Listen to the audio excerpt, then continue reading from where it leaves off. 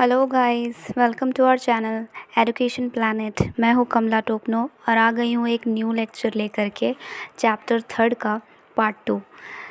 Previous part में हमने बाकी की डिटेल्स जो chapter public system management constitutional context के बाकी के डिटेल्स को कंप्लीट किया था, जैसे कि आपका हो गया introduction, constitutional environment of public system और इसके छोटे छोटे पॉइंट जैसे preamble, parliamentary democracy, federation with strong centre, fundamental rights and duties, directive principles of state policy, independent judiciary, judicial review, फिर कॉन्स्टिट्यूशनल अथॉरिटीज़ एंड कमीशन और है आपका controller auditor general.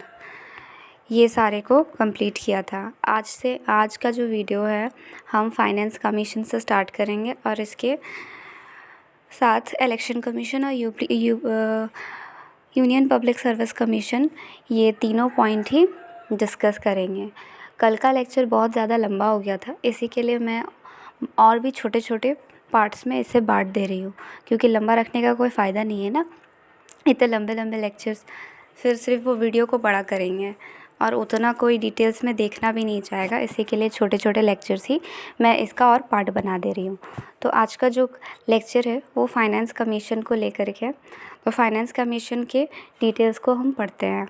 Constitution के अकॉर्डिंग आर्टिकल 280 जो है वो हर 5 year पर president finance commission का कंस्ट्रक्शन करते हैं, इसे बिल्डअप करते हैं। अब तक जितना भी फाइनेंस कमीशन का अपॉइंटमेंट हो चुका है वो 12 टाइम हो चुका है। और जो इसका कमीशन है वो एक सीनियर ऑफिसर और 4 अदर मेंबर होते हैं इसमें। और इसमें जो सीनियर ऑफिसर का अपॉइंटमेंट उन लोगों में से होता है जो उन इश्यूज़ के रिगार्डिंग ज़्यादा नॉलेज रखते हैं। बाकी के जो मेंबर्स होते हैं उनका जो सिलेक्शन होता है वो जुडिशरी, अकाउंट्स, एडमिनिस्ट्रेशन और इकोनॉमिक्स से होता है। तो कॉन्स्टिट्यूशन के अकॉर्डिंग स्टेट और सेंटर ये दोनों ही आपस में जो है डिवीज़न कर सकने वाले जो पार्टनरशिप होते हैं उसका बेस और स्टेट को दी जाने वाली जो हेल्प, जो असिस्टेंस होता है उसका प्रिंसिपल का डिसीज़न कमीशन के थ्रू हर 5 ईयर पर लिया जाता है। प्रेसिडेंस कमीशन को किसी अदर फाइनेंस से एडेड बेनिफिट के बारे में रेफ़र कर सकता है। कमीशन टैक्स से कुल कलेक्टेड इनकम जो होता है स्टेट और सेंटर के बीच, वो डिवीज़न के बेस के बारे में प्रेसिडेंट से रिकमेंडेशन करता है। ये उन प्रिंसिपल के बारे में भी डिटेल्स देता है, रिकमेंडेशन देता है, जिनके बेस पर कंट्री के कुल जो टोटल एक्यूमुलेटेड अमाउंट होता है वो आपका स्टेट को इकोनॉमिक हेल्प के लिए दी जाती है।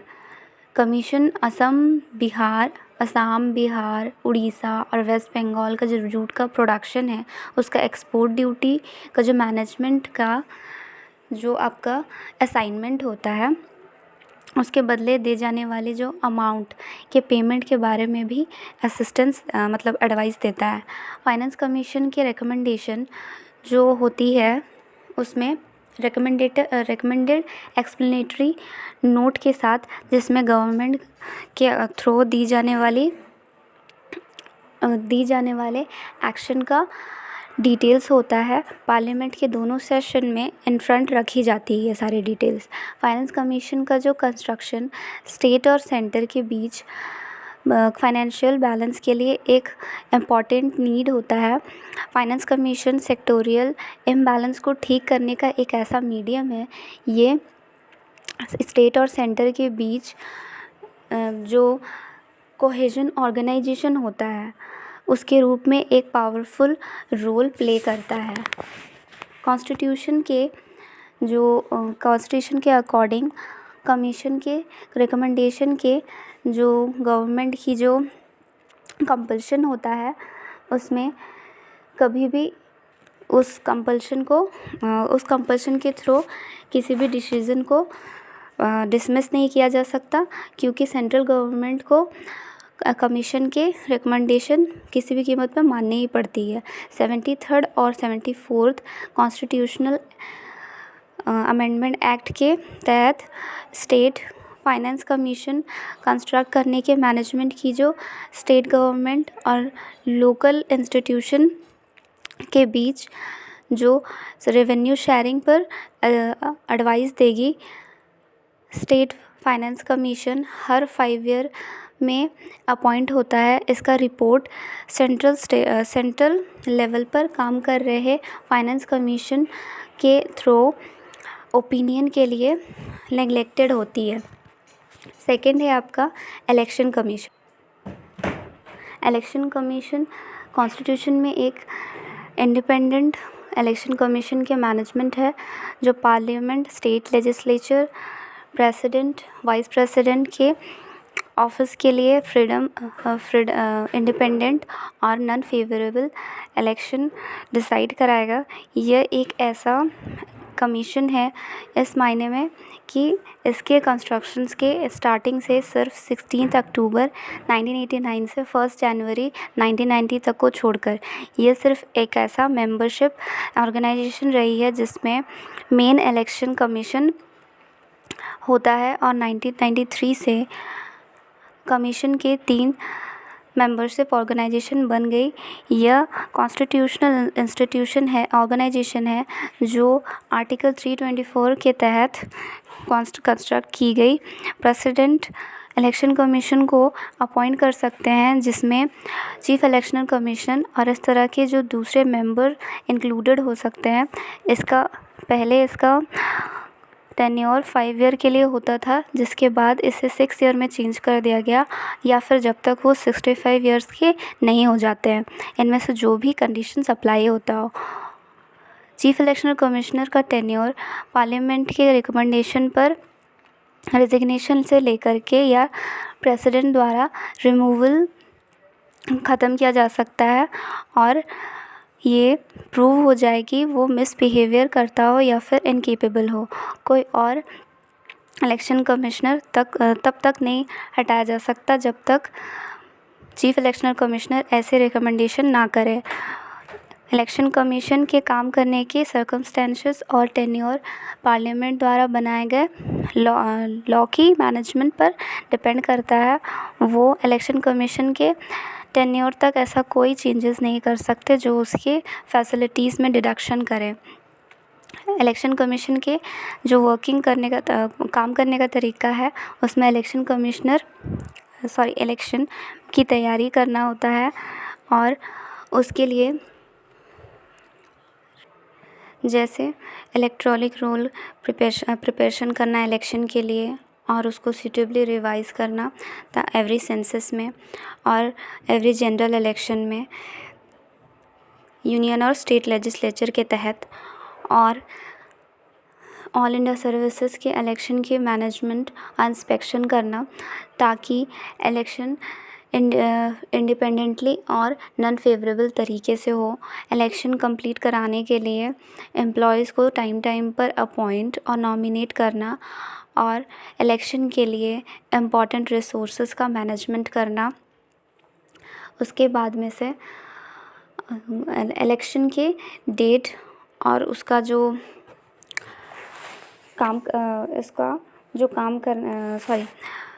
उसका जो टाइम टेबल होता है, वो इलेक्शन कंडक्ट कराने के लिए उसको तैयार रखना, ताकि नॉमिनेशन के डॉक्यूमेंट्स सबमिट हो और इलेक्शन से पहले ठीक तरीके से सिस्टमैटिक तरीके से उनका जो है इंस्पेक्शन हो पाए, उसका ठीक तरीके से इन्वेस्टिगेशन हो पाए।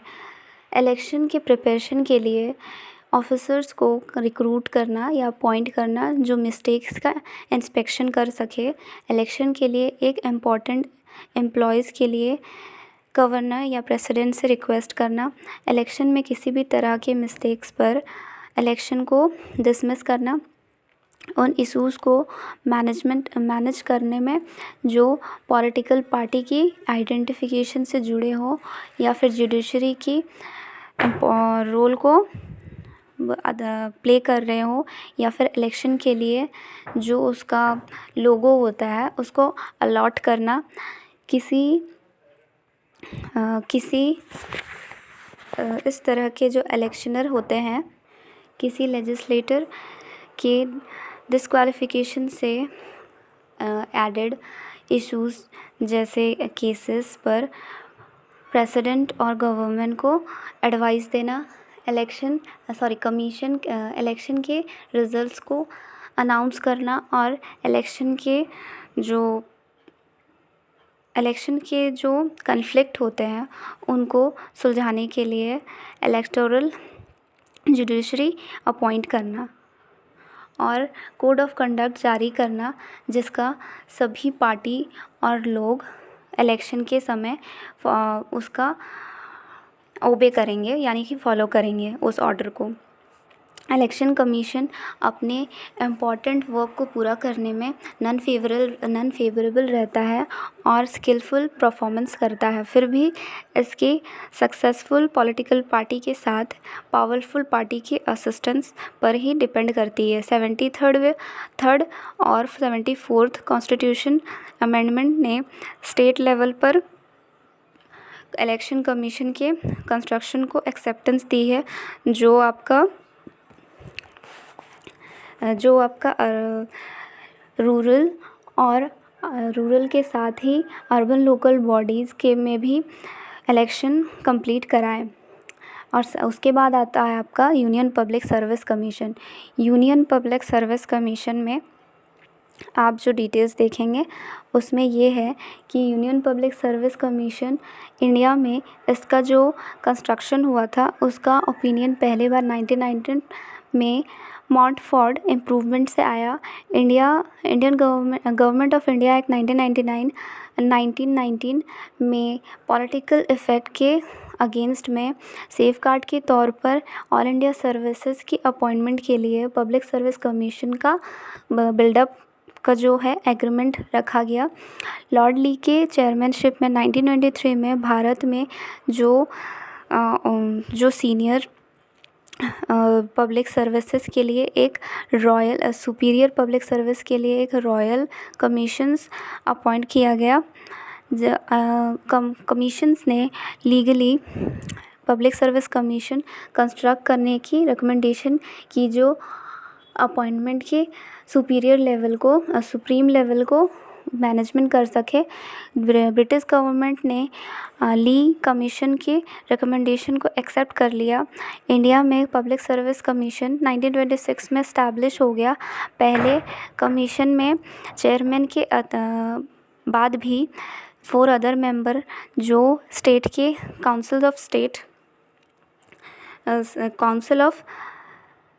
स्टेट द्वारा आपका secretary of state of council के द्वारा अपॉइंट किए गए थे। Indian government of India act 1935 ने यूनियन स्टेट के लिए पब्लिक सर्विस कमीशन के कंस्ट्रक्शन की भी मैनेजमेंट की और ईच स्टेट के लिए भी पब्लिक सर्विस कमीशन का कंस्ट्रक्ट किया गया, जबकि more than 2 states joint public service commission के लिए अग्री हो गए। इस एक्ट के अकॉर्डिंग जो 1937 में इफ़ेक्ट आया, उसमें पब्लिक सर्विस कमीशन को रीनेम किया गया, जो आपका है फेडरल पब्लिक सर्विस कमीशन किया गया। फिर इंडिया के कॉन्स्टिट्यूशन के अकॉर्डिंग 26 जनवरी 1950 में इसे फेडरल पब्लिक सर्विस कमीशन से यूनियन पब्लिक सर्विस दोबारा से कर दिया गया। More than 2 state joint public service commission भी कंस्ट्रक्ट कर सकते हैं अगर वो लेजिस्लेचर से पास हो जाए तो।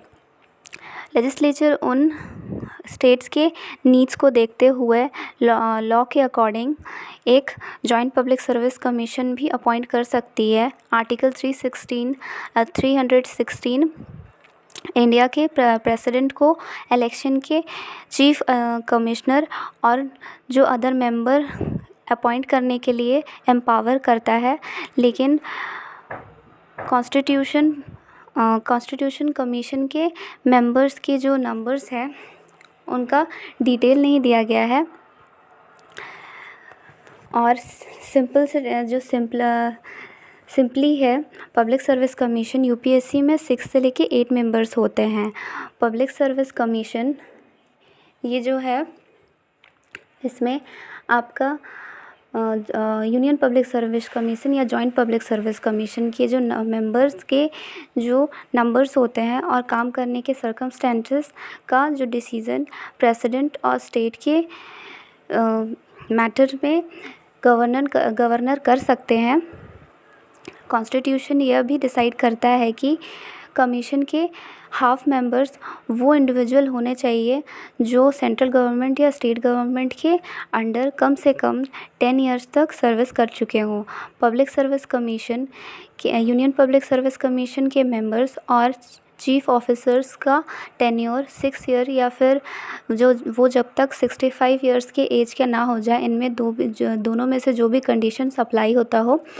और कॉन्स्टिट्यूशन में प्रेसिडेंट को ये फ्रीडम दिया है कि वो यूपीएससी के मेंबर्स के सर्विस की सर्कमस्टेंसेस को तय करे, जैसे पेमेंट, ट्रैवल अलाउंस और सर्विस रिमूवल के रूल आदि।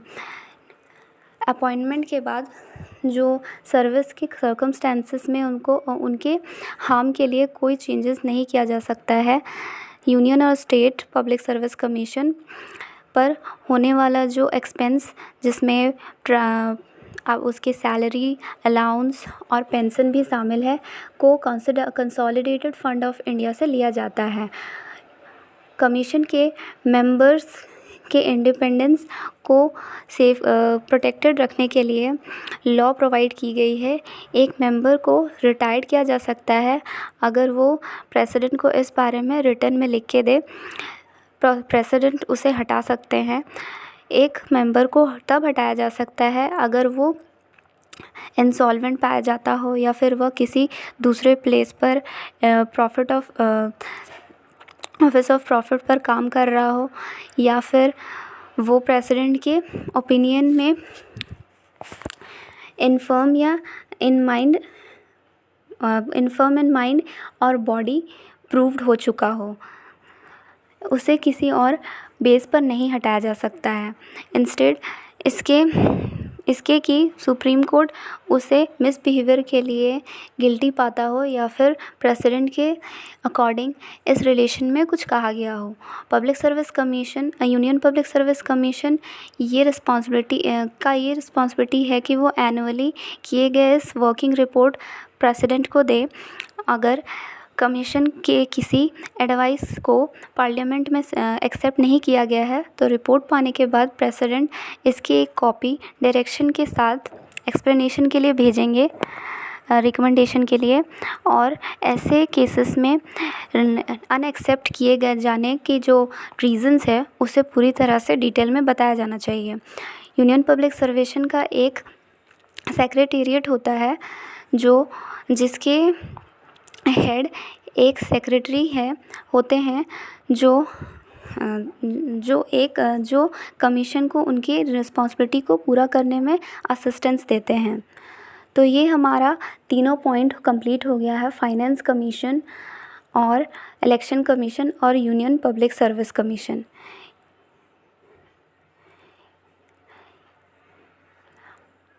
ये सभी तीनों पॉइंट मैंने कंप्लीट आज आपको करा दिए हैं। फ़िलहाल के लिए इतना ही कवर करूँगी, और नेक्स्ट जो आपके बच जाते हैं attorney general, national commission for schedule caste और national commission for schedule tribes, the official language commission, commission for linguistic minorities, administrative tribunals, the civil services, ये सारे मैं आपको बाकी के वीडियोस में कवर करा दूँगी। फ़िलहाल के लिए इतना ही। वीडियो अगर आपको पसंद आया हो तो लाइक, शेयर और सब्सक्राइब कर दें, और किसी भी क्वेरी के लिए कमेंट सेक्शन पर आप पूछ सकते हैं।